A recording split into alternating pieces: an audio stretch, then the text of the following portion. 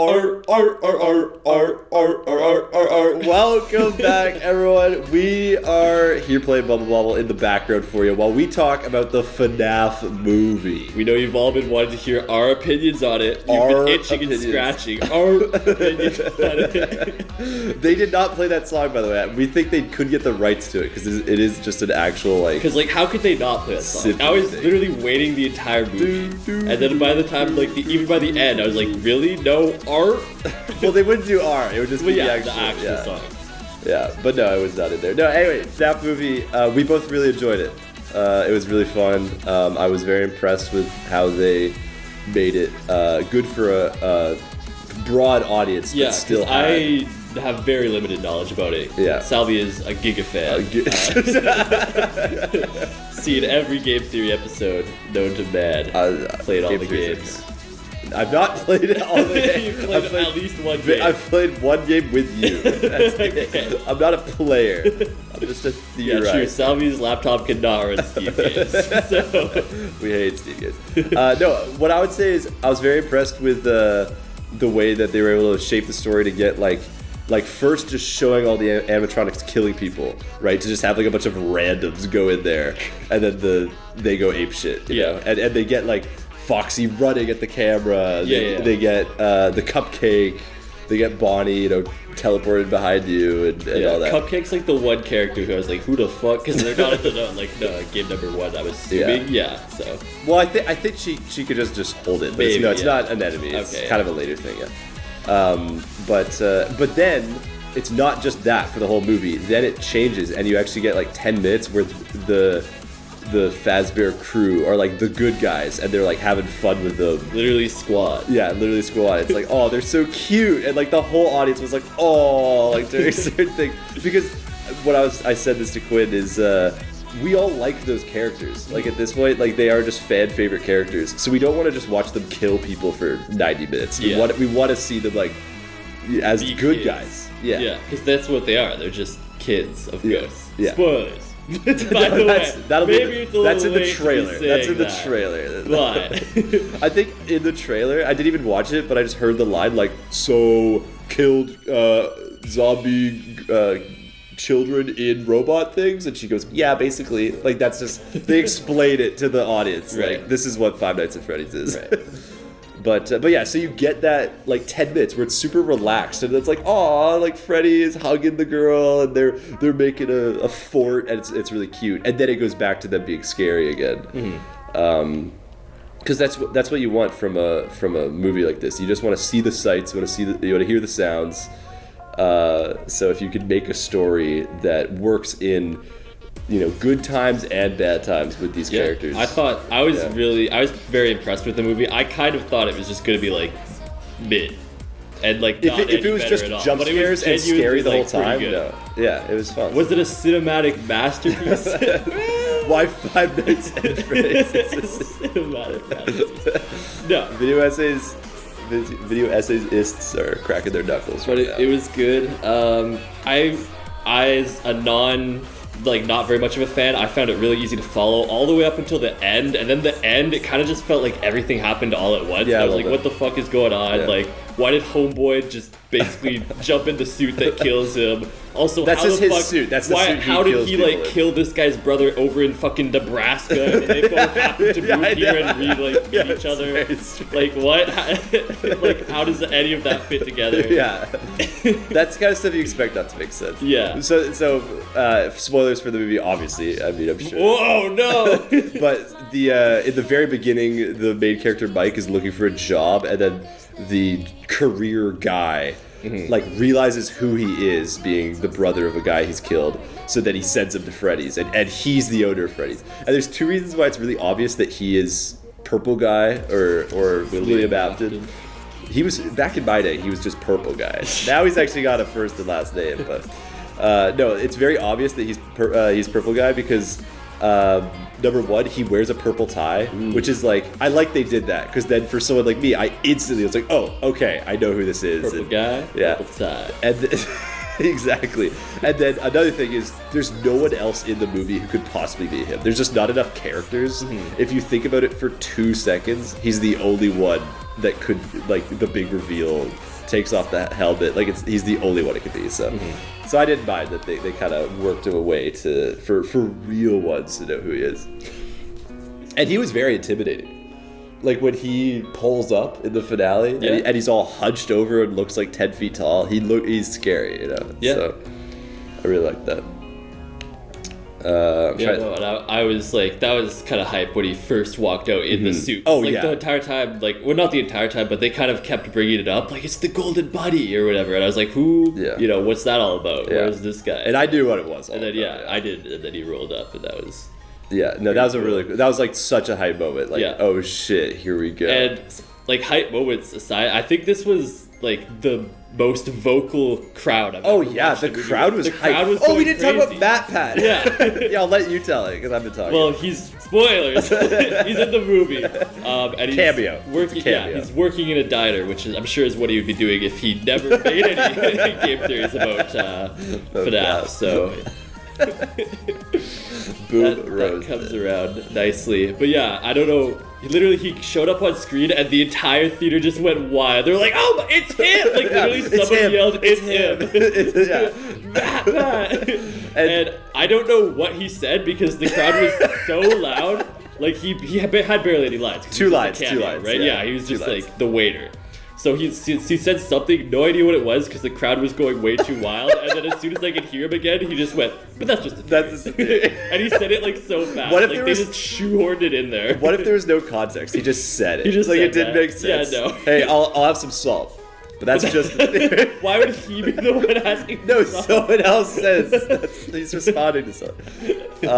No, but as soon so when he first comes on screen, you hear him before you see him, and I heard his voice, and he's got a very recognizable voice, right? So as soon as I heard him, I slapped Quinn. I just threw an arm over there. Yeah, you slapped me a few times. Yeah.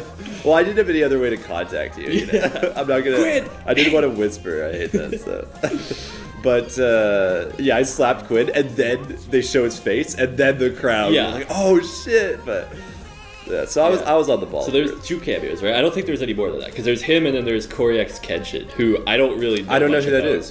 He's a YouTuber. He's big, and he did FNAF stuff, obviously. Who is his cameo?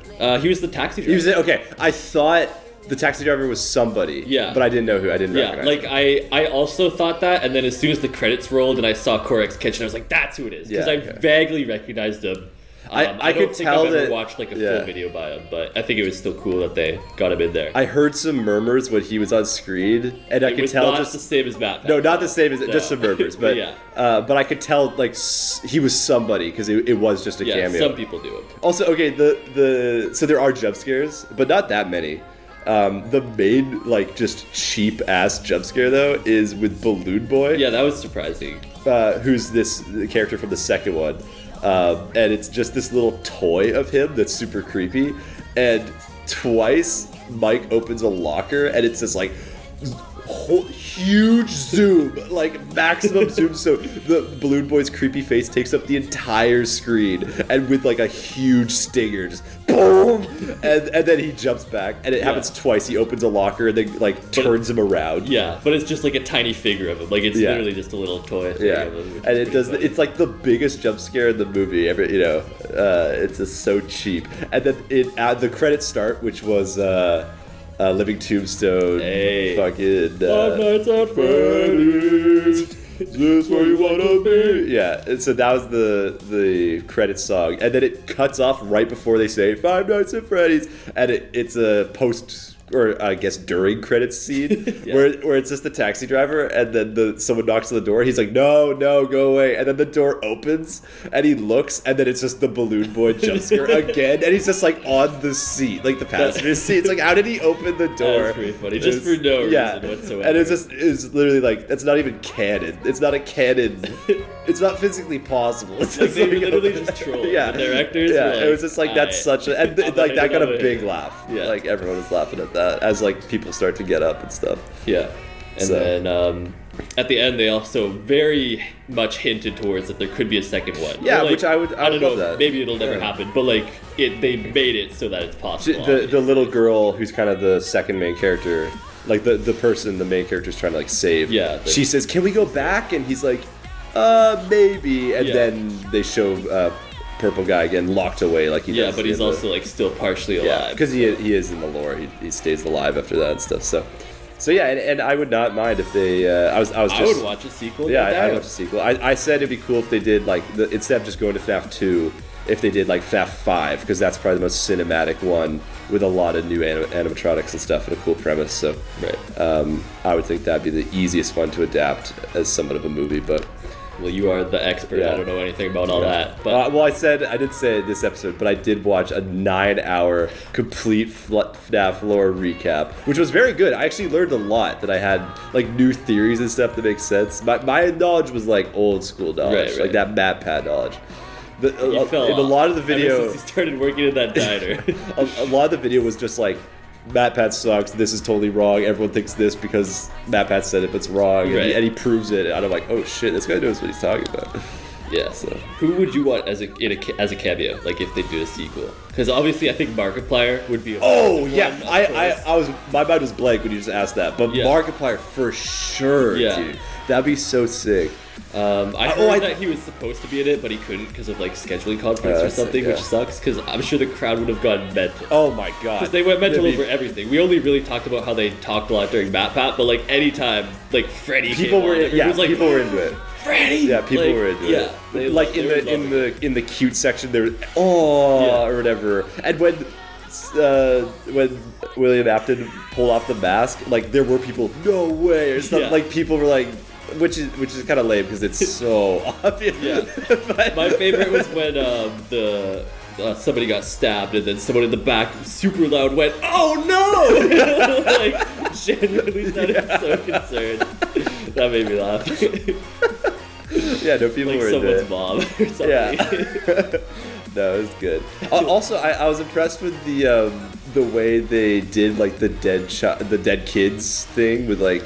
Him in the forest. Yeah, it's kind of hard to explain for a bit, like, but it was a cool way that they just got to reuse the same set over and over, and yet progress the story with the kids that are dead. Yeah, and like show them and stuff. I thought that was cool.